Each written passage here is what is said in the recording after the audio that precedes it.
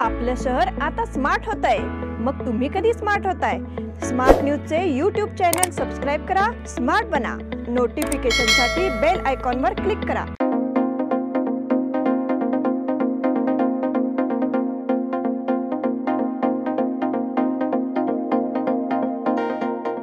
नमस्कार, मैं ओंकार Ali smart plus के आज के समाचार में आपका स्वागत। नजर सबसे पहले सुर्खियों पर।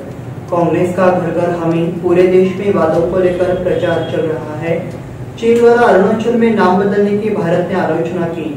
बीजेपी में गए 25 में से 23 वरिष्ठ नेताओं को राहत। राहुल गांधी की संपत्ति 20 करोड़ की।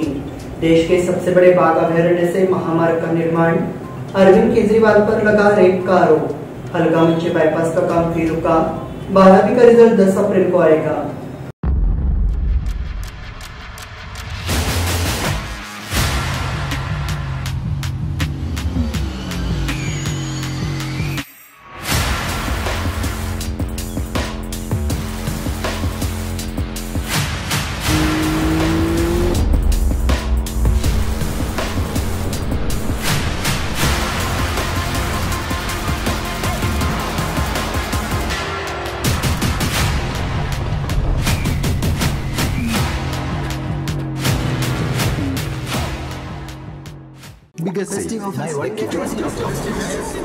या सगळ्या ऑफर्स मध्ये बेस्ट प्राइस भेटणार याची काय गॅरंटी? सगळेच गायब। म्हणूनच बीएससी देते लोवेस्ट प्राइस गॅरंटी। जर तुम्ही आमच्यापेक्षा कमी किमतीत सेम कपडे बाहेर कुठेही खरेदी केलात तर खरेदी केलेल्या किमतीच्या फरकाच्या दुप्पट रक्कम आमच्याकडून मिळवा। बीएससी द टेक्सटाईल मॉल मधून आताच खरेदी करा तुमची आवडती sari, ladies wear, men's wear, kids wear, तेही सर्वात कमी किमतीत। BSC the textile mall, Tilakwadi, Belagavi. अब समाचार विस्तार से। लोकसभा चुनाव के लिए कांग्रेस का घोषणा पत्र शुक्रवार 5 अप्रैल को घोषित किया जाएगा और उससे पहले कांग्रेस ने न्याय पत्र के 5 प्रमुख वादों में से 25 वादों को जन जन तक पहुंचाने का अभियान शुरू किया है। पार्टी अध्यक्ष मल्लिकार्जुन खड़गे ने बुधवार को दिल्ली के उत्तर पूर्व निर्वाचन क्षेत्र में इसकी शुरुआत की। देश भर में घर घर गारंटी नाम से अभियान चलाया जाएगा और मतदाताओं को 25 वादों की जानकारी देने वाले पर्चे बांटे जाएंगे। युवा न्याय गारंटी के जरिए 30 लाख सरकारी पद भरे जाएंगे। शिक्षित युवाओं को 1 लाख रुपए का वार्षिक प्रशिक्षता वजीफा दिया जाएगा। कागजी कार्रवाई पर रोक लगाने के लिए कानून बनाया जाएगा। गिग श्रमिकों के लिए उपयुक्त कार्यस्थल वातावरण और सुविधाएं प्रदान करने के लिए नियम बनाए जाएंगे। युवाओं के लिए 5000 करोड़ का स्टार्टअप फंड बनाया जाएगा। इन प्रमुख वादों के साथ साथ कई अन्य वादों की भी झड़ी लग गई है। चीन द्वारा अरुणाचल में नाम बदलने की भारत ने आलोचना की। भारत ने अरुणाचल प्रदेश में 30 स्थानों को अपना नाम देने के चीन के प्रस्ताव पर कड़ी आपत्ति जताई है। भारत ने मंगलवार को अरुणाचल में स्थानों को चीनी नाम देने की इस प्रथा की कड़ी निंदा की। केंद्रीय विदेश मंत्रालय ने स्पष्ट रुख अपनाया है कि चीन की यह कोशिश मूर्खतापूर्ण है और इसे तथ्य नहीं बदलेंगे। विदेश मंत्रालय ने चीन के लिए बयान जारी किया। बीजेपी में गए 25 में से 23 वरिष्ठ नेताओं को राहत। लोकसभा चुनाव के मद्देनजर बीजेपी की आय में इजाफा हुआ है। मोदी सरकार 2014 से 2024 के दौरान किए गए काम और विकास की गारंटी देकर वोट मांग रही है। इन 10 सालों के दौरान विपक्षी दलों के 25 दिग्गज नेता जो केंद्रीय जांच एजेंसियों के रडार पर थे, बीजेपी में शामिल हो चुके हैं। खास बात यह है कि इनमें से 23 लोगों को जांच से राहत मिल गई है। रिपोर्ट में खुलासा हुआ है कि 2014 के बाद से बीजेपी में शामिल हुए नेताओं में से 23 को छुट्टी मिल गई है। विपक्षी छोड़कर बीजेपी में शामिल होने वाले 25 दिग्गजों में कांग्रेस से 10, एनसीपी से 4, शिवसेना से 4, टीएमसी से 3, टीडीपी से 2 और एसपी और वाईएसआर से 1-1 शामिल है। राहुल गांधी की संपत्ति 20 करोड़ की। कांग्रेस नेता राहुल गांधी ने बुधवार को केरल की वायनाड सीट से अपना नामांकन पत्र दाखिल किया। उन्होंने 2019 में इसी सीट से जीत हासिल की थी। राहुल गांधी ने नामांकन फॉर्म के साथ दाखिल हलफनामे में अपनी संपत्ति की जानकारी दी है। हलफनामे में दी गई जानकारी के मुताबिक राहुल गांधी के पास 4.2 लाख रुपए की ज्वेलरी है। कुल चल संपत्ति 9.24 करोड़ और अचल संपत्ति 11.14 करोड़ है। उन्होंने ऐलान किया कि दोनों के पास कुल मिलाकर 20 करोड़ की संपत्ति है। देश के सबसे बड़े बाघ अभयारण्य से होकर राजमार्ग का निर्माण। केंद्रीय वन्यजीव बोर्ड ने आंध्र प्रदेश में नागार्जुन सागर, श्रीशैलम टाइगर रिजर्व और श्री वेंकटेश्वर राष्ट्रीय उद्यान को जोड़ने वाले बाघ गलियारे के साथ 40 हेक्टेयर से अधिक वन भूमि का उपयोग करने का प्रस्ताव दिया है।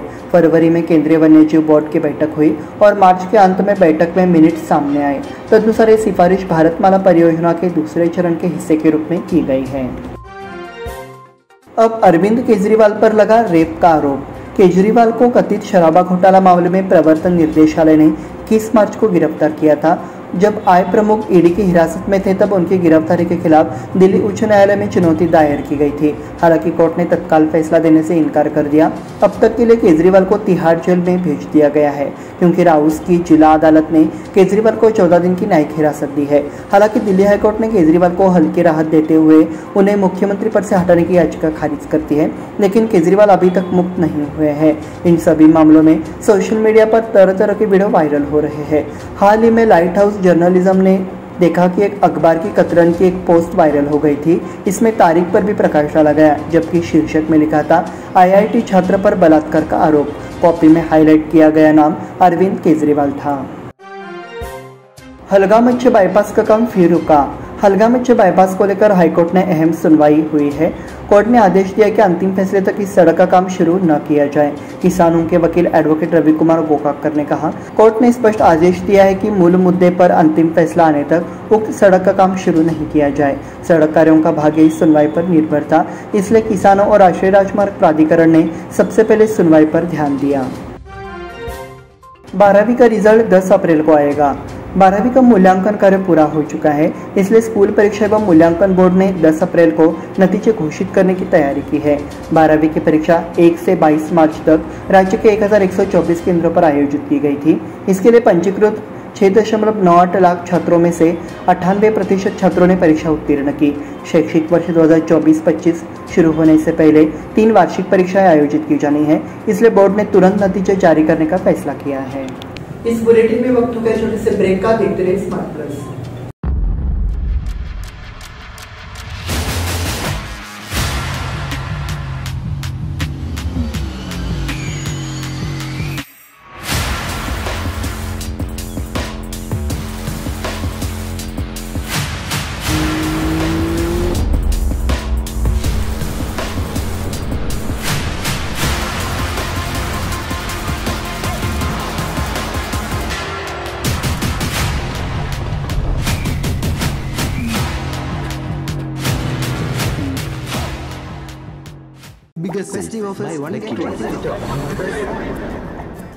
इन सभी ऑफर्स में बेस्ट प्राइस मिलेगी, इसकी क्या गारंटी? सब गायब, इसीलिए BSC देता है लोएस्ट प्राइस गारंटी। अगर आप हमसे कम दाम में सेम कपड़ा कहीं और से खरीदते हैं तो खरीदी हुई कीमत के फर्क की दुगनी धनराशि हमसे पाइए। BSC द टेक्सटाइल मॉल से खरीदिए अपनी पसंदीदा sari, ladies wear, men's wear, kids where और यहाँ तक की होम फर्निशिंग भी, और वो भी सबसे कम कीमत में। BSC the textile mall, Tilakwadi, Belagavi.